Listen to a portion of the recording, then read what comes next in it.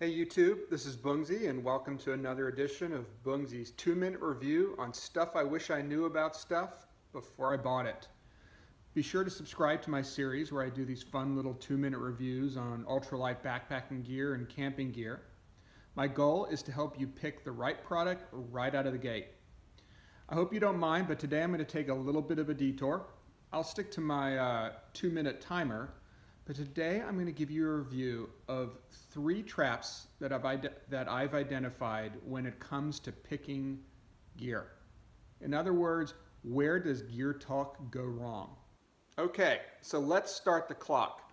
Trap number 1, recognize what type of backpacker you are as well as what type of backpacker you're taking advice from. The experience of a 40-miler or a thru hiker is very different from the experience of somebody who might only be covering 20 miles and instead is spending 5 hours in camp or 5 hours pursuing other activities. Take as an example jackets. A 40-miler might tell you that the Mountain Hardwear Ghost Whisperer is the perfect backpacking jacket. However, that guy is only spending 30 minutes in camp before he climbs into his warm sleeping bag. You may be spending 5 hours in camp milling around, and that Ghost Whisperer may not be warm enough considering that you're not as active as the 40-miler is. Trap number 2, don't chop off your nose to spite your face. My general rule of thumb is think long and hard before cutting that last 4 ounces. I remember an experience I had where I was climbing up this long hill and all I could think to myself is, I'm an idiot.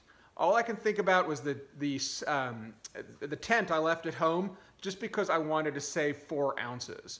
And having that not having that 4 ounces in my pack didn't make the bit of difference. So think long and hard before you cut those last 4 ounces. And trap number 3 is, let's be honest, backpacking talk or gear talk is what we do when we're not backpacking. And don't feel guilty about that. There's nothing wrong with that. You have families, kids, jobs, school, all kinds of other responsibilities. Most of us can't backpack but a few days a year.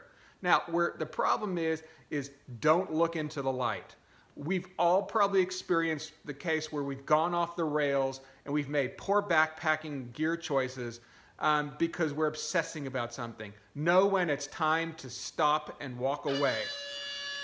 Just made it. So thanks for letting me take this little detour. I hope I gave you something to think about. Again, be sure to subscribe. There are plenty more 2-minute reviews of ultralight backpacking and camping gear coming up. Appreciate it. See you on the next one.